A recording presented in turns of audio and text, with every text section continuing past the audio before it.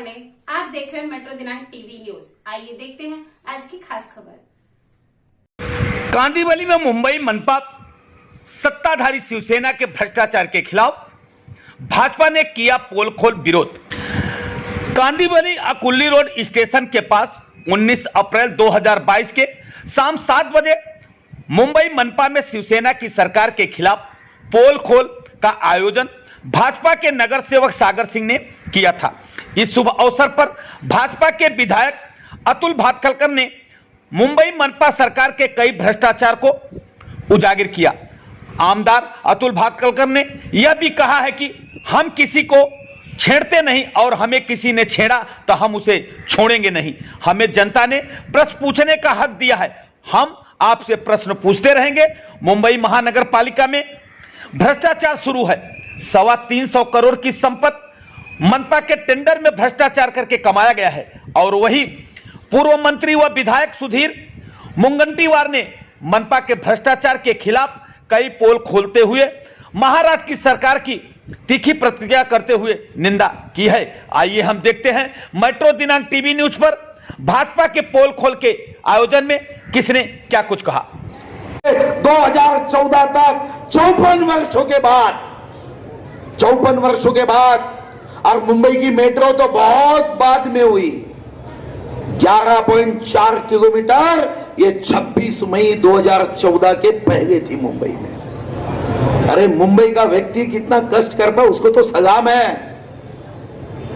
उस लोकल के डिब्बे में जहां 90 से कम आदमी बैठने चाहिए वहां 250 बैठते हैं। यहां से सांस निकलती है, इधर उधर जाती नहीं, डायरेक्ट दूसरे के नाक में जाती है।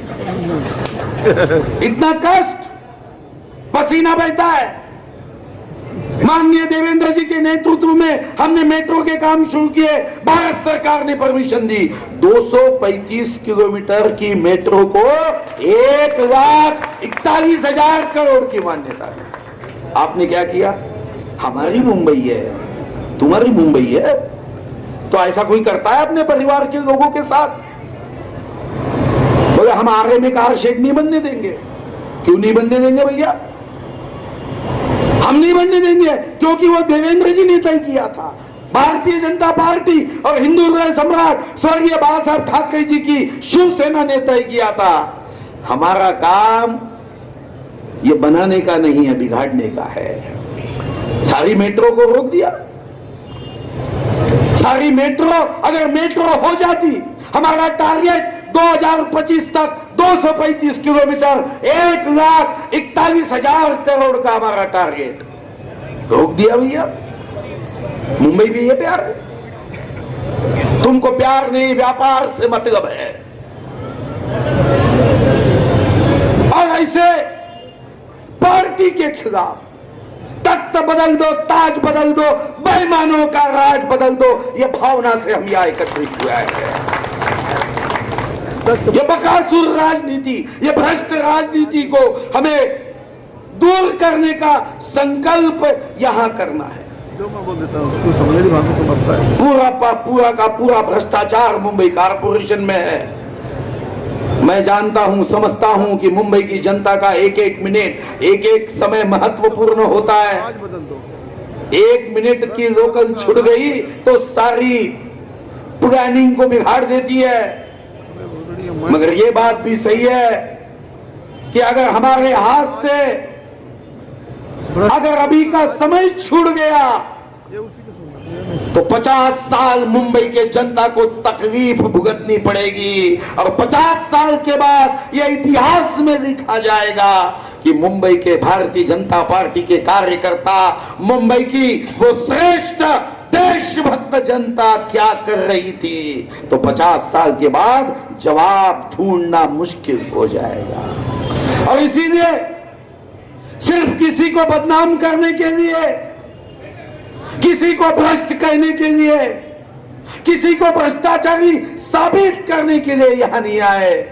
तो मुंबई को सही दिशा, सही मार्ग पर ले जाकर जो मुंबई एक विश्व की महान महानगर है, जो मुंबई में विश्व के सबसे ज्यादा बिलियनियर रहते हैं, जैसे इंसान का 24 घंटे हार्ट धड़कता है, वैसे मुंबई भी 24 घंटे चलती है। वो मुंबई का गौरव बढ़ाने का, आन बान शान बढ़ाने का संकल्प करके हम सब यहां आए हैं।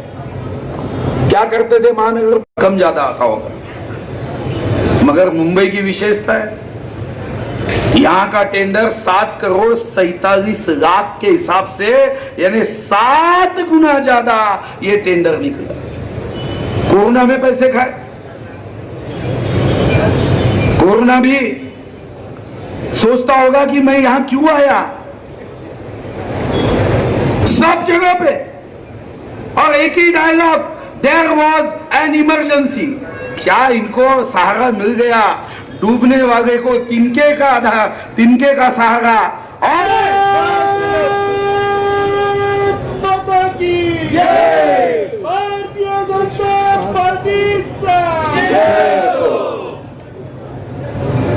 भारत माता की मान्यवर मुंबईकर जनतेचं दर्शन घेण्याचं सौभाग्य मला प्राप्त झालं। मी इथं आल्यानंतर मनात विचार करत होतो की हीच ती मुंबईची भूमी आहे जिथं क्रांती मैदानामध्ये देशातले देशभक्त एकत्र आले आणि इंग्रजांच्या विरुद्ध चलेजावचा नारा दिला, क्विट इंडियाचा नारा दिला। खरं तर इंग्रजांनाही 4 हात होते असं नव्हतं, त्यांनाही 2 हात होते, 1 डोकं होतं, 2 पाय होते, 2 कान होते, 2 डोळे होते, पण त्यांची वृत्ती शोषण करणारी होती। त्यांची वृत्ती या देशाला लुटण्याची होती, त्यांची वृत्ती अप्पल पोटेपणाची होती। मी मनात विचार केला की 1942 ला चले जावचा मंत्र आणि नारा पुन्हा एकदा अंग्रेज चले गए पण कुछ लोगों को छोड़ गए असं वाटावं, अशी आज मुंबईची अवस्था आहे। ऑलिम्पिक मध्ये अनेक क्रीडा स्पर्धा होतात, अनेक क्रीडा प्रकारावर कोणी गोल्ड मेडल जिंकतो, कोणी सिल्वर मेडल जिंकतो, कोणी कांस्य पदक जिंकतो। अतुल भाऊ भाषण करत असताना मनात विचार आला, हे खरं आहे की ऑलिम्पिक मध्ये हा देश नेहमीच अमेरिका, रशिया, चीन पेक्षा मागे राहिला, पण ऑलिम्पिक मध्ये भ्रष्टाचाराची जर स्पर्धा ठेवली तर गोल्ड मेडल शिवसेनेची महापालिका आणल्याशिवाय राहणार नाही, ही माझ्या मनात शंका नाही। हे खरंय, आपणही कधी कधी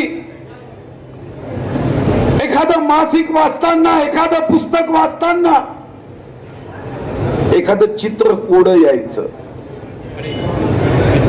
या चित्रकोड्यामध्ये एखादं झाड दाखवलं जायचं, त्या झाडावर पक्षी असायचे आणि लिहिलं असायचं की या झाडावर एकूण किती पक्षी आहे हे शोधून दाखवा।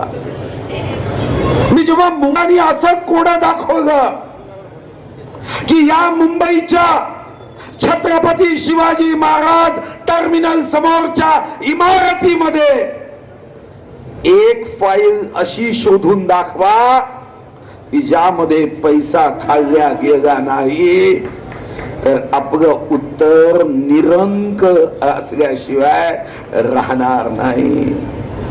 कभी महाभारत में हमने बकासुर के पात्र को पढ़ा है कि कोई बकासुर नाम का एक राक्षस था जिसकी भूख कभी मिटती नहीं थी। आज मुंबई कारपोरेशन के सामने अगर घूमते घूमते बकासुर आ गया तो कारपोरेशन के इस भ्रष्ट नेताओं की ओर देखकर कहेगा, रिश्ते में तो ये हमारे बाप लगते हैं।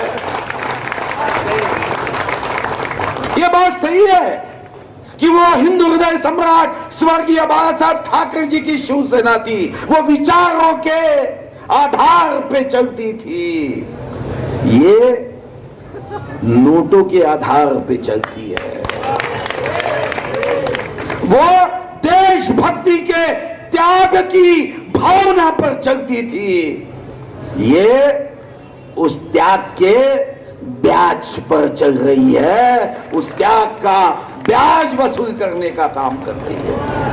वो शिवसेना, ये मुंबई मेरी जान है, मुंबई मेरा सम्मान है, मुंबई मेरे लिए सब कुछ है, ये भावना से काम करती थी।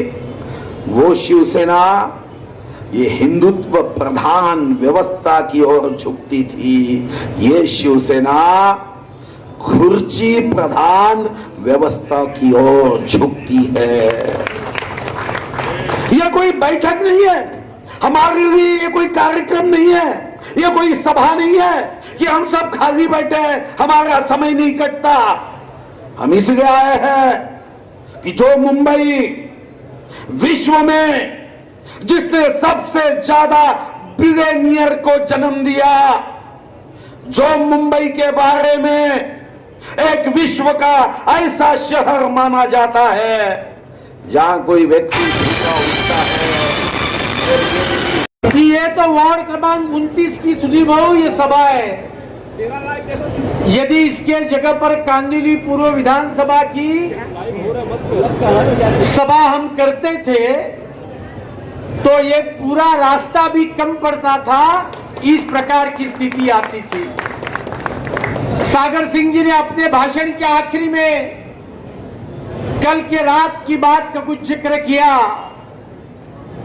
मैं इतना ही कहना चाहता हूं, मैं इतने बरस से सामाजिक राजनीतिक जीवन में काम करते आया हूं, मेरा किसी व्यक्ति से, किसी संगठन से मेरे जीवन में कभी एक मिनट का भी झगड़ा हुआ नहीं। लेकिन ये लोकतंत्र है, ये लोकतंत्र में जाहिर सभा लेना ये हमारा मूलभूत अधिकार है। और इसके लिए मैं इतना ही कहूंगा, हम किसी को छेड़ेंगे नहीं, लेकिन हमको कोई छेड़ने का प्रयास करेगा तो उसको हम छोड़ेंगे नहीं। ये भी मैं बताना चाहता हूँ। ये अतुल भटखड़कर है, मैं रोज खुलकर ट्विटर के माध्यम से, टीवी के माध्यम से राज्य के मुख्यमंत्री जी की भी आलोचना करता हूँ। लेकिन सुधीर भाऊ, आप मेरे को एक उदाहरण बताओ कि मैंने कभी बिलो दी बेल्ट, मैंने कमर के नीचे कभी वार किया है तो मैं राजनीति से संन्यास भी लेने के लिए तैयार हूं। लेकिन मैं आप सभी का जनप्रतिनिधि हूं। राज्य में जो गलत बातें चल रही है, मुंबई महानगर पालिका में जो गलत बातें चल रही है, उसके खिलाफ आपके पक्ष में आवाज उठाने के लिए आप सभी ने मेरे को विधानसभा में भेजा है। और इसके लिए वो आवाज मैं जिंदगी में ना मेरा, ना भारतीय जनता पार्टी के किसी कार्यकर्ता का किसी को कुचलने को लिए नहीं दूंगा। और हम इस देश के लिए, इस समाज के लिए काम करने वाले लोग। आप सभी तो सुधीर बाबू का भाषण सुनने के लिए इच्छुक है। सागर सिंह जी ने कुछ कहा कि 60 करोड़, आप बोलते समय भी 35 प्रॉपर्टी की 41 प्रॉपर्टी हो गई। और 41 प्रॉपर्टी की वैल्यू है आरआर के अनुसार, मार्केट रेट नहीं, आरआर के अनुसार 325 करोड़। कल से हम ये भी अभियान लगाने वाले हैं। ये 325 करोड़ रुपए की प्रॉपर्टी, बांद्रा में फ्लैट, माझगांव में घर के सभी लोगों को खाली कर दिया, वो इंपीरियल होटल लिया। ये कहां से पैसा आया? ये पैसा जो हजारों करोड़ के टेंडर आप पास करते थे, उसमें जो आपने घपलेगिरी की, ये के लाडले आमदार जिनके नेतृत्व में एक आज सभा का आयोजन किया गया, ऐसे अतुल भातलकर जी, हमारे मंडल के अध्यक्ष अप्पा बेलवलकर जी, भारतीय जनता पार्टी मुंबई के पदाधिकारी ज्ञानमूर्ति शर्मा जी, रानी द्विवेदी जी, महानगर पालिका पर मेरे साथ बैठने वाले मेरे सभी साथीगण, सभी नगर सेवकों का मैं बहुत बहुत सम्मान करता हूं, नमस्कार करता हूं, सभी का आभारी हूं। मेरे से पहली वक्ता सुनीता यादव जी यहां पर बोल रही थी, जो बगल के वार्ड की नगर सेविका है। 2017 के पहले ये दाएं वाला क्षेत्र और बाएं वाला क्षेत्र मिला के एक वार्ड होता था, और मुझे लगता है यहाँ गत 25 सालों से सेना के ही नगर सेवक थे।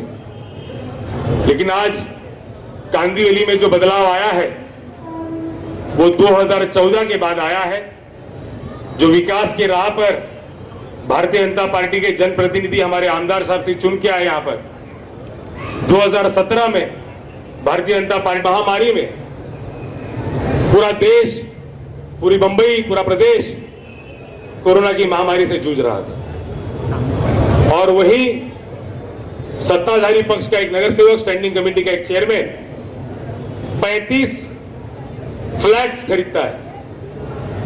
आज की मुंबई की फ्लैट की कीमत आप सभी लोग जानते होंगे, एक फ्लैट की कीमत मुझे लगता है 1.5-2 करोड़ से नीचे नहीं होगी।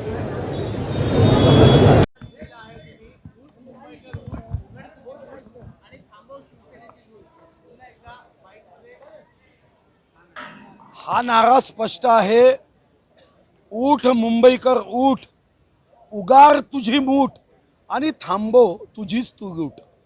ज्या पद्धतीने बकासूर सुद्धा लाज वाटेल बकासुराला, तशा पद्धतीने भ्रष्टाचार चालू आहे, आणि या भ्रष्टाचाराच्या विरुद्ध एल्गार करणं, शंखनाद करणं, तर कोणी म्हणतं ते खरं आहे की बेटा महात्मा गांधी के प्रामाणिकता के और अहिंसा के पाठ पढ़ रहा है, और महानगर पालिका में बैठे हुए ये नेता भ्रष्टाचार में आई हुई नोटा गिन रहा है। अशा पद्धतीने ज्या मुंबईमध्ये भ्रष्टाचार सुरू आहे त्याच्या विरुद्ध अतुल भातखळकर साहेबांच्या नेतृत्वामध्ये कांदिवली विधानसभेत ही पोलखोल यात्रा सुरू झाली। 50च्या वरती जनतेला जनतेचा हक्क, त्याची लूट, त्याचं शोषण हा माहिती देऊन जनतेला संघटित एकत्रित करण्याचं काम सुरू झालं आहे।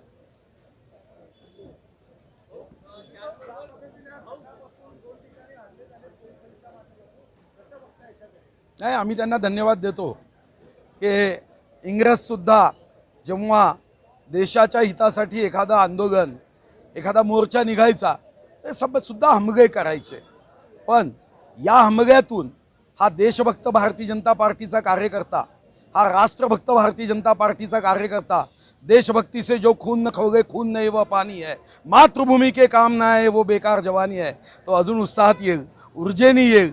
ज्यांनी हमले केले त्यांना धन्यवाद। हमला चाहे कितना भी कातिल हो, हाथ हमारा नहीं उठेगा, हा भारतीय जनता पार्टीचा मंत्र है। हमारा हाथ नहीं उठेगा मगर हमारी बात नहीं रुकेगी।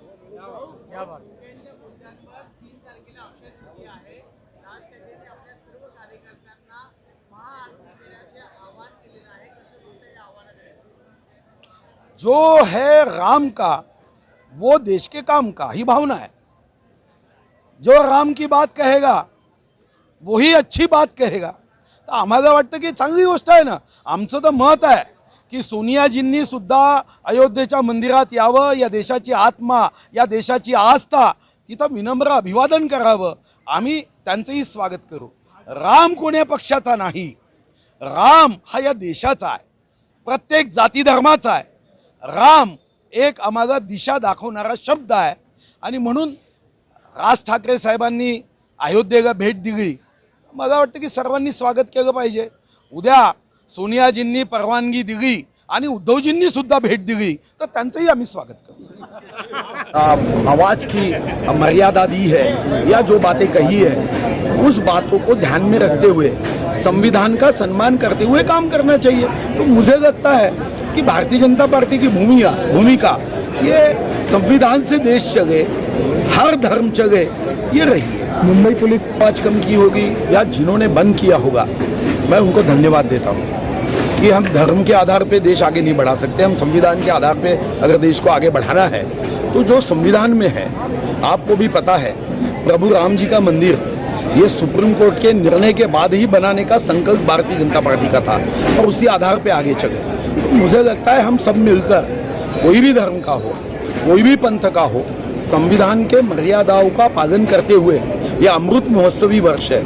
पिछले सालों में कम ज़्यादा हुआ होगा तो भूल जाए, और अमृत महोत्सवी वर्ष में जो हजारों लाखों शहीदों ने प्राणों की आहुति देकर ये स्वाधीनता का मंगल कलश दिया है, और हमारे राष्ट्र नायक महामानव डॉक्टर बाबा साहब अम्बेडकर जी ने संविधान दिया है, तो हम यही कोशिश करें कि संविधान का अवमान ना हो हमारे हाथों से, और उस दृष्टिकोण से आगे बढ़े। संजय राउत कह रहे हैं कि राज थे उनके। आप तो कुछ भी कहते हैं, पाप करने से कोरोना होता है। मैं तो गंभीरता से नहीं लेता। डॉक्टर से कंपाउंडर बना, आपके बेटों को कभी आप डॉक्टर मत बनाओ, कंपाउंडर बनाओ। क्या है ये? तो मुझे लगता है कि उनके बातों का जवाब देना ये कोई जरूरी नहीं है। वो क्या है, इसमें मुझे लगता है कि कोई महत्व नहीं है। ये जनता को तय करना होता है, कोई नेता कौन क्या है वो तय नहीं करता, जनता तय करती है समय समय पे। आखिरी सवाल पे, राम जी की पूजा करना यानी हिंदुत्व, ये किसने कहा आपको? देखो ऐसा है कि इंडोनेशिया में भी राम की पूजा होती है। आप बैंकॉक में जाओगे तो रामा 1 रामा 2 के नाम से बताते हैं, तो क्या बैंकॉक के लोग सब क्या हिंदुत्व आ गए? ऐसा नहीं होता। प्रभु राम हमारे देश की आस्था है। महात्मा गांधी जी के राजघाट के समाधि पर भी हे राम लिखा हुआ है। तो महात्मा गांधी ये क्या जातिवादी थे? ये धर्मांध थे?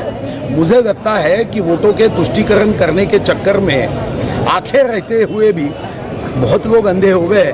बीरबल अकबर की कहानी में एक अंधों की यादी बना रहे थे। अगर बीरबल